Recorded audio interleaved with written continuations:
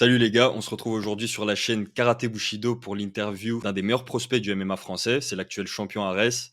Il a 7 victoires, 0 défaites et un match nul, on va en parler. Le 26 septembre, il va combattre pour sa deuxième défense de titre à l'Ares 25. Pour ceux qui le découvrent, sachez qu'on a de grandes chances de le voir à l'UFC un jour, les amis. Axel Sola. Axel Sola, comment tu vas? Ça va très bien, et toi? Ça va très bien. Je sais que tu sors de l'entraînement, tu es à 7 jours de ton combat. Est-ce que tu peux nous dire rapidement comment tu te sens physiquement, psychologiquement? Bah écoute, c'est pas le plus dur maintenant. Le plus dur, c'est, on va dire, la semaine qui mène aux 10 jours avant le combat. Yes. Parce que en fait, jusqu'à ce moment-là, on augmente beaucoup le volume et on a une grosse intensité, donc on pousse le corps tout simplement. Et après, à peu près autour de 10 jours avant le combat, on commence à réduire le volume. Alors on garde l'intensité, mais on diminue le temps horaire total passé à l'entraînement et on le réduit au fur et à mesure pour avoir un pic de forme le jour du Mm. combat. Donc là, ça va, écoute, hein, on est dans la dernière semaine avant le combat. Je mange. Euh, j'ai moins de temps à l'entraînement, donc je suis en train de récupérer, je suis en train de remonter dans l'état de forme et je le sens. Donc Mhm. Ok. ça, c'est cool. Je suis curieux, est-ce qu'il y a un changement d'ambiance quand vous êtes dans Fight Week, même toi, dans ton mindset, est-ce que tu sens que tu changes un peu de personne? Bah oui, je suis un peu dans ma bulle, hein, je suis un peu moins ouvert sur les autres, un peu moins là à parler, quoi. Moi, j'ai tendance à me mettre dans ma bulle, quoi, hein. C'est la manière à moi de me concentrer. Donc voilà. Après, tout le mois de septembre, là, on a des gens qui Mm. combattent, hein, donc au niveau du boxing squad, c'est rien de spécial, quoi. Tout le monde. Enfin, Mm. la semaine dernière, on a deux gars qui ont combattu. La semaine d'avant, il y en avait un autre. Et ça va être Mm. comme ça tout le mois de septembre, quoi. Donc, Mm. Tu as parlé d'une petite baisse de régime juste avant le combat. Est-ce que tu fais pas mal de sparring? Est-ce que c'est votre philosophie de combat au Boxing Squad de faire pas mal de sparring ou est-ce que vous êtes plus dans les drills, un peu comme Max Holloway qui réduit les sparring? ben, avant le combat, bien évidemment, les 10 derniers jours, là, il s'est terminé les sparring. Il n'y a plus de sparring. Parce que même si on garde un apport calorique élevé, par exemple, on coupe, enfin, moi, je réduis fortement les glucides. Donc, il y a moins d'énergie disponible pour les efforts correspondant à un effort MMA. Du moins, on ne peut pas le maintenir sur un longueur d'un sparring. Donc ouais, on fait beaucoup de drills, on fait beaucoup de petites répétitions. Parce là, on fait beaucoup les réflexes et ce qui est ancré, quoi, hein. On essaie Mhm. de faire en sorte que ce qu'on veut qu'il sorte vite le jour J. Ok, on va essayer de rentrer dans le vif du sujet pour ceux qui te découvrent. Tu es un des premiers Français à avoir fait une grosse carrière en amateur avant de passer pro. Est-ce que tu peux nous raconter rapidement comment tu t'es intéressé au MMA et surtout comment tu t'es retrouvé dans ce tournoi au Bahreïn pour ta première expérience? Je me suis intéressé au MMA, j'avais 15 ans et mon premier combat des MMA amateurs, j'en avais 20. Donc Mm. j'ai passé 5 ans entre. Donc durant ces 5 ans, j'ai fait de la compétition en boxe thaï, un petit peu en lutte, un peu en grappling, mais surtout en boxe thaï. Et donc est venue l'opportunité du MMA amateur. Donc l'année où j'ai fait mes débuts amateurs, en fait, je devais faire mes débuts pro. Et 3 fois, ça a été annulé pour des problèmes administratifs. Une fois, je tombais gravement malade. Une autre fois, mon adversaire a pull out. Donc, faut croire que c'était un coup du destin parce qu'après, c'est proposé à mener à moi cette opportunité de championnat du monde de MMA amateur. Donc à l'époque, c'était Lionel Brézéfin, l'actuel président, il me semble, de la MMA de la fédération de MMA en France. Donc voilà, ils avaient fait un recrutement un peu dans toute la France et Aldric avait proposé mon nom, c'est passé. Et du coup, donc j'ai fait un podium à l'époque, à ce championnat du monde, et ça m'a octroyé le droit de représenter la France encore pour les compétitions à l'IMAF qui sont venues par la suite, parce qu'il n'y avait pas encore tout ce système de points pour être qualifié, et qui est très bien d'ailleurs, hein, parce Mm. que ça permet de gagner de l'expérience avant l'expérience, donc c'est super.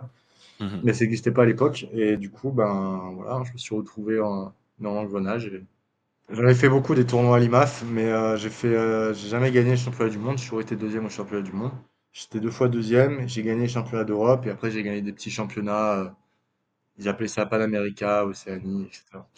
Ouais. Oui, tu as combattu un peu partout dans le monde. Tu étais même un des combattants les plus actifs à l'époque en amateur. En tout cas, ça t'avait valu la première place, il me semble. Ma question, c'est comment tu faisais pour allier ça aux études? Bah écoute, bah, j'ai eu la chance d'avoir une maman qui était partie travailler à l'étranger et elle était bien mieux payée que ce qu'elle touchait à l'hôpital public en métropole, quoi. Du coup, elle a pu m'aider financièrement. Pas que j'ai à travailler pendant les études, donc je travaillais l'été en général, je travaillais sur les bateaux, j'étais marin sur les yachts. Ok. Donc les étés, c'était mon job d'été. Et après, ben, l'année, du coup, j'avais le soutien de ma mère et de mon oncle qui me permettait de me concentrer à fond sur les études et le sport. Donc en ce sens, je suis un privilégié. Et Tant mieux, c'est bien. J'ai pu en profiter à fond et Tu as mentionné, du coup, le système actuel, du MMA amateur. Moi, je veux pas te parler du système, mais juste de la philosophie qu'il y a actuellement avec des combattants amateurs qui touchent parfois plus que des pros à cause des sponsors.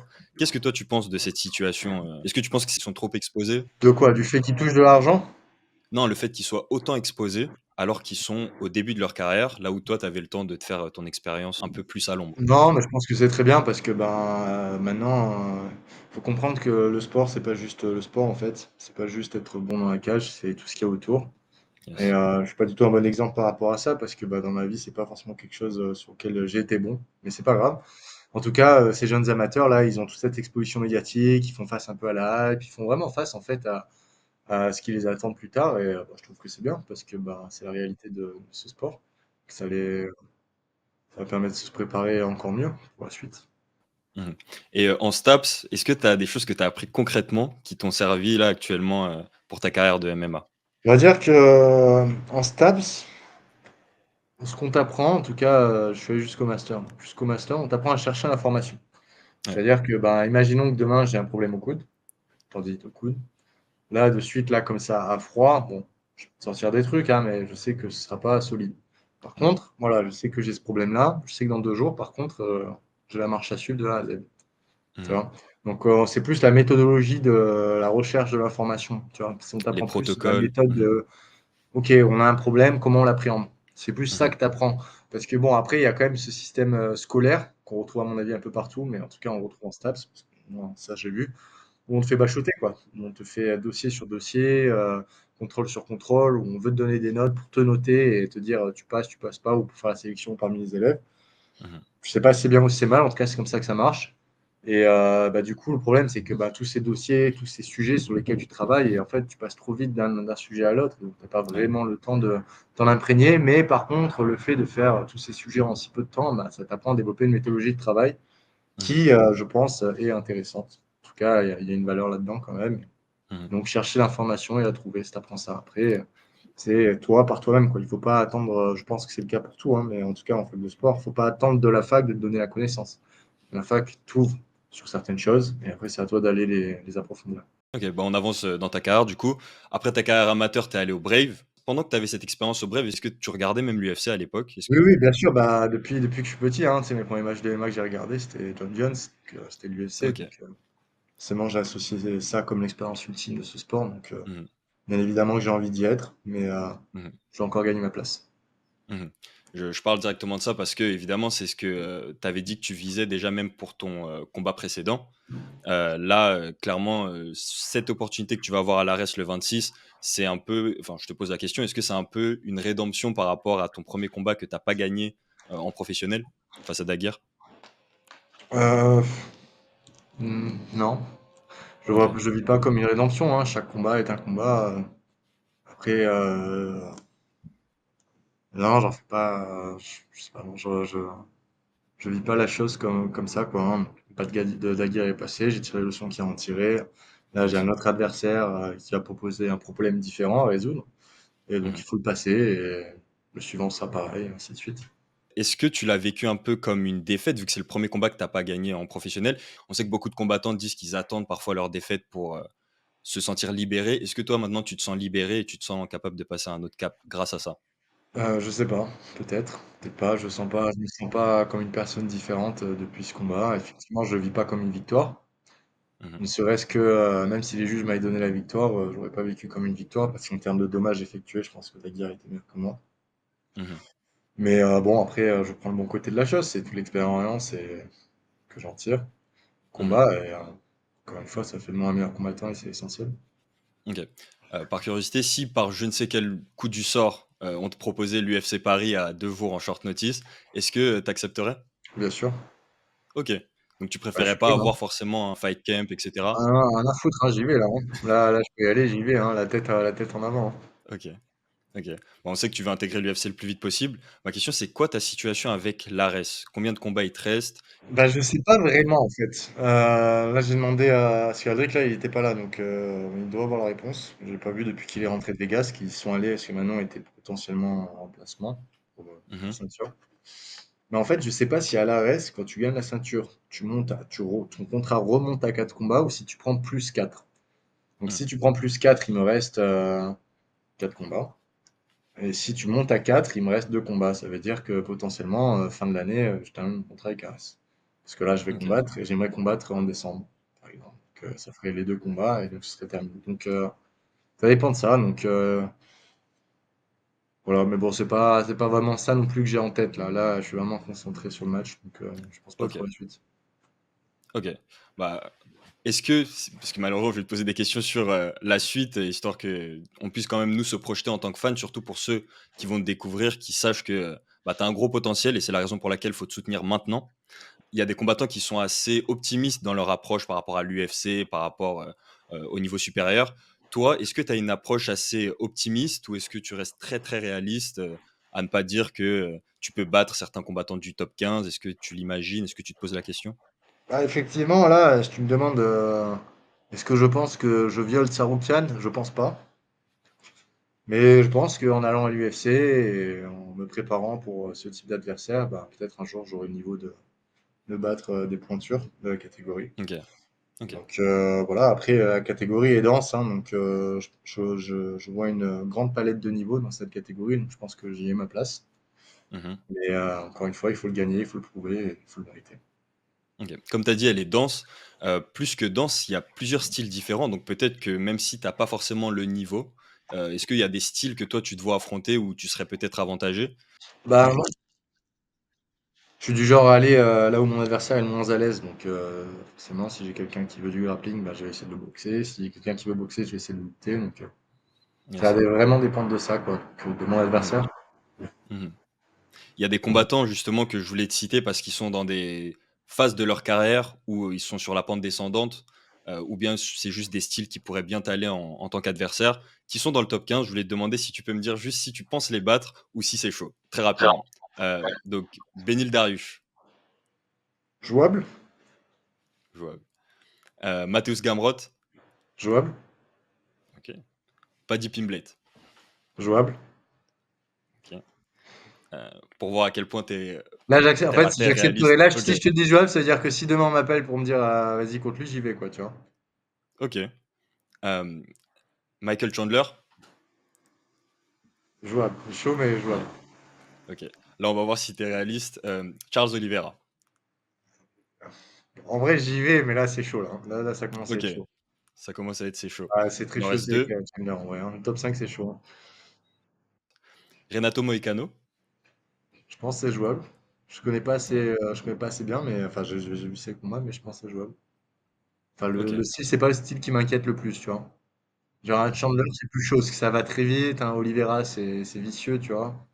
Même Hmm, un Gamrot, sur la lutte, faut pas trembler, tu vois. Ça me semble moins chaud Moïcano que Gamrot, tu vois. ok. Et le dernier, du coup, un peu piège. Tu peux ne pas y répondre si tu veux, mais Benoît Saint-Denis. Dur, hein. Dur, mais je pense que ça doit être jouable, hein, mais dur, hein. Dur Saint-Denis, tu vois, je le sens compliqué, tu vois, parce que lui, il va pas te lâcher, quoi. De A à Z, il va Hmm, pas te lâcher. Après, tu vois, il y a ce que tu vois et il y a le feeling que tu as quand tu combats la personne. Et c'est deux choses vraiment différentes. Tu vois, tu peux vraiment connaître ton adversaire, savoir où est-ce qu'il va mettre la tête, comment il réagit, comment il rentre, mais ça, c'est une chose. Mais le hmm, feeling que tu as quand tu combats la personne, des fois, c'est très différent de ce que tu imagines. Des fois, pas du tout, mais des fois, c'est très différent, tu vois. hmm, Après, tu peux être surpris, agréablement surpris ou un peu moins agréablement surpris, tu vois. ouais. D'où Donc, ouais. l'utilité d'avoir sparé avec certaines personnes pour sentir un peu leur énergie. Est-ce que tu as sparé avec BSD? J'ai pas eu l'occasion. Il est passé à Nice à un moment donné, mais j'étais blessé à ce moment-là. Mhm, Mais clairement, il faudrait que je me déplace à Bayonne tourner avec lui parce que c'est un super combattant, il est français et ça peut être qu'enrichissant, quoi. ouais. Est-ce que tu peux nous confirmer que tu seras bien en lightweight si un jour tu intègres le plus haut niveau? Bah écoute, depuis que j'ai 23 ans, ma masse musculaire n'a pas changé. Ok. Donc, c'est-à-dire ma composition corporelle, Axel Sola qui fait du MMA avec tel volume horaire toutes les semaines, ça ressemble à ce physique-là. Ce physique-là correspond à 70 en MMA professionnel. Mhm, Donc, il n'y a aucune raison que ça change, quoi, hein, à moins que je me mette à faire de l'hypertrophie quand même malade. hmm, Ce qui peut peut-être arriver, mais c'est pas prévu. Mais pourquoi pas, hein, faut pas se fermer des portes. Il y a pas de raison que je change de catégorie de poids. Faudrait que je prenne 5 kilos de muscle, tu vois, pour partir en 77. Au moins. 5 kilos de muscle, ça se prend pas comme ça, quoi. Ouais. Après, c'est quand même prévu. Il me semble que tu avais parlé d'un potentiel dernier combat avec ton ami Ah oui, Virgil ah bah, il y Abloh. a le temps là, il y a le temps, il y a le temps. Mais là, c'est pas 5 kilos de muscle qu'il va falloir. Là, il va falloir un bon 10-15, hein, Exactement. Bon, si je veux avoir la carapace suffisamment épaisse pour tenir l'autre là. en parlant de ne pas se fermer des portes, s'il y a une proposition du PFL ou du KSW qui est triple l'offre de l'UFC, est-ce que tu fermerais la porte du coup au KSW, au PFL pour aller au plus haut niveau? Non, non, bien évidemment que non, hein. Tu sais, c'est Ok, difficile de bien vivre de ce sport ok, bah forcément j'irai au plus offrant quoi. J'irai au plus offrant parce que le but c'est qu'il me reste quelque chose à la fin de ma carrière, parce que c'est quand même beaucoup de temps investi, tu laisses un peu de ta santé quand même là-dedans. Donc, ok, tu vois, si, je prendrai forcément le chemin qui me permet de me mettre le plus safe possible, moi et mes proches. Ça se présente, mais bon, aujourd'hui c'est pas du tout le cas. Donc, il faut que je passe l'étape à reste pour commencer à penser à ce genre de choses et que je la passe bien, parce que mieux je la passerai, ouais, et meilleures seront les opportunités derrière. totalement. Et je voulais savoir, dans votre équipe, c'est quoi le rôle, sachant que Virgile, dont tu viens de parler, c'est celui dont tu es le plus proche? Est-ce que c'est un soutien psychologique plus qu'autre chose? Bah, c'est un très très bon ami, hein, depuis plusieurs années maintenant, on partage la même quête, donc, on comprend nos joies et nos souffrances liées à ce sport. Mais après, c'était vraiment mon sparring principal pendant plusieurs années, mais là, c'est un peu moins le cas parce qu'il est devenu très fort, hein, tout simplement. Au-delà de la différence physique, ajoute à ça une marge de progression qui est très très grande chez lui. Et là, c'est plus adapté en fait le travail. Enfin, on peut Ok. encore faire des petits trucs spécifiques, mais donc on est amené à moins s'entraîner ensemble. Mais non, voilà, c'est un mon pote quoi. On passe des trucs ensemble. Tu as parlé de l'entraînement. Aujourd'hui, tu t'entraînes énormément. Le parcours que j'ai vu, en comptant le fait que tu as fait tes études en même temps que tu commençais ta carrière en amateur, tu étais super actif, etc. Ça fait se poser la question, quelle est la motivation d'Axel Sola? Euh, Bah déjà, quelle que soit l'activité, si tu es dans un objectif de maîtrise, il faut être passionné par l'activité. Parce que le volume horaire que ça va te demander d'atteindre un haut niveau de maîtrise, quelle que soit l'activité, Mhm. bah, il va être énorme. Donc, si tu prends pas du plaisir à chaque fois que tu pratiques cette activité, c'est voué à l'échec. Donc déjà, je prends beaucoup de plaisir à faire du MMA parce que j'aime le combat. J'aime la logique interne de l'activité, j'aime tout ce qu'il y a à l'activité, tout l'aspect tactique, stratégie, technique, physique, le feeling, voilà, tout ça j'adore. Déjà, ça commence là. Puis ensuite, deuxièmement, quand plus tu maîtrises une activité, encore une fois, quelle qu'elle soit, hein, pas que le combat, plus tu la comprends, plus tu vois la complexité, le jeu, la logique interne de la chose, et en fait, plus ça devient intéressant. Tu vois. Mhm. Ben, un exemple, plus tu es bon en musique, plus tu es bon en jazz, plus quand tu vas te mettre devant un instrument, tu vas t'amuser. Parce que plus tu seras libre, quoi. Mais Ouais. au-delà de la passion et de l'amour du sport, est-ce qu'il n'y a pas quelque chose de plus profond qui vient justement de, je sais pas, peut-être une épreuve dans la vie ou quelque chose comme ça? Euh, Comment te dire? Bah écoute, j'étais un peu perdu dans ma vie jusqu'au jour où j'ai découvert le MMA, donc ça a vraiment porté. Ça m'a vraiment donné une direction et un cadre, euh, un but à suivre tout simplement. Et j'avais vraiment besoin de ça au moment où c'est arrivé. Et du coup, voilà, c'est parti de là, quoi. Toi et Virgile, vous avez déjà réussi une première conquête, celle de la RES. Enfin, vous avez réussi à obtenir la ceinture. Je vous souhaite d'avancer le plus. Dans ton équipe, il y a aussi Manon Fiorot, qui, elle, est dans la conquête de l'étape supérieure. Est-ce que tu as regardé le combat entre Valentina Shevchenko et Alexa Grasso? Et si oui, est-ce que tu penses que Manon Fiorot est vraiment en bonne position pour le faire? Oui, j'ai vu le combat et oui, je pense que elle est tout à fait légitime à combattre pour cette ceinture. Je pense que ça va être un très beau match face à Shevchenko. Je pense que Shevchenko va essayer de la lutter, mais bon, c'est juste un avis comme ça à la volée. Mhm. Mais je pense que Manon, elles ont un peu le même style de boxe, mais je trouve que Manon, elle est un peu plus dynamique dans ses déplacements et dans ses frappes. C'est pour ça que je pense que Shevchenko, elle va essayer de trouver la lutte Ouais. pour essayer ouais, de calmer la vitesse et l'explosivité de Manon. Mhm. Ok. Pour revenir sur ta carrière, on peut facilement penser que le niveau professionnel est plus difficile que le niveau amateur. Mais si je te pose la question, quel était ton combat le plus difficile? Est-ce que c'est un combat que tu as fait à l'ARES ou... Ah, le dernier était pas facile, parce que j'ai quand même eu un round où il a fallu survivre et celui-là était vraiment pas facile. Je m'étais jamais retrouvé dans cette situation, donc on dirait que Mhm. c'était assez unique, mais En dehors de ça, mes combats les plus durs, ils étaient en amateur. Ouais, ok. Tu as eu la ceinture 2 fois mise autour de ta taille. Les 2 fois, tu avais l'air dégoûté. Ah non, la La première fois, première j'étais fois, bien, hein. c'était bah, il y avait quand même eu cette controverse avec, Tourpal qui était, pas forcément, satisfait Oui, de non, mais l'arrêt de oui, mais l'arbitre. je me sentais pas concerné par la chose parce que bah, la décision revenait pas à moi. Puis j'étais très content d'avoir gagné parce que la prépa était très dure. J'ai fait des grosses bêtises dans la perte de poids. Je m'étais retrouvé alité pendant 3 jours la semaine avant. Donc vraiment, je rentrais pas dans les meilleures conditions. Bah, lui non plus d'ailleurs, hein, il était blessé. Mais bon, la plupart du temps, c'est très rare en fait que tu arrives dans un combat et que tu sois à 100%. J'ai Mmh, l'impression hein, que la plupart du temps, il y a toujours un truc, quoi. Donc il faut apprendre à composer avec. Mais cette préparation-là avait été très compliquée mentalement et que ça se finisse bien, ça a été un soulagement immense mmh. pour moi. Et ben, pour terminer, est-ce qu'il y a un pronostic que tu peux nous faire pour ton combat? Est-ce qu'il y a une manière dont tu te vois terminer le combat? Je sais pas, ça va vraiment dépendre du feeling, encore une fois, tu vois. Tu vois, il y a des choses que tu vois des choses que tu vois en vidéo, et puis après, il y a la réalité, le feeling, comment réagit ton adversaire. Mais bon, je me vois bien l'attraper sur un contre, sur l'aspect OK. striking. Ou sinon, fatigué sur la lutte et capitaliser dessus, mais on va voir OK. ce qu'il me donne. On va voir ce qu'il me donne. Je sais que tu avais fait la stratégie de montrer un shadow dans une stance différente pour ensuite combattre dans l'autre stance. Là, il y a pas de jeu, tu pas de tromper un peu ton Ah, mais c'est adversaire? pas pareil, maintenant tout le monde sait que je suis gaucher, Ouais, hein. ouais, mais au-delà de la stance. Après, je suis capable de boxer en droitier, hein, et à vrai dire, là, c'est vraiment quelque chose que je suis en train de travailler et développer parce que, en fait, en droitier, j'ai un meilleur jab et j'ai un bras arrière qui est beaucoup plus lourd. Parce que je suis droitier, OK. en fait, mais je boxe en gaucher. Et ouais, non, c'est vraiment un truc que je suis en train de développer doucement. Donc, qui sait, peut-être que je me mettrai en droitier pour un match, mais bon, ouais, non, ça, ce truc-là, c'était en amateur et personne ne savait qui j'étais, donc c'est passé. Mmh. Là, ça OK. passera plus facilement. Yes. Eh ben, merci beaucoup en tout cas pour ton temps. Les gars, j'espère que vous avez apprécié cette interview avec Axel Sola.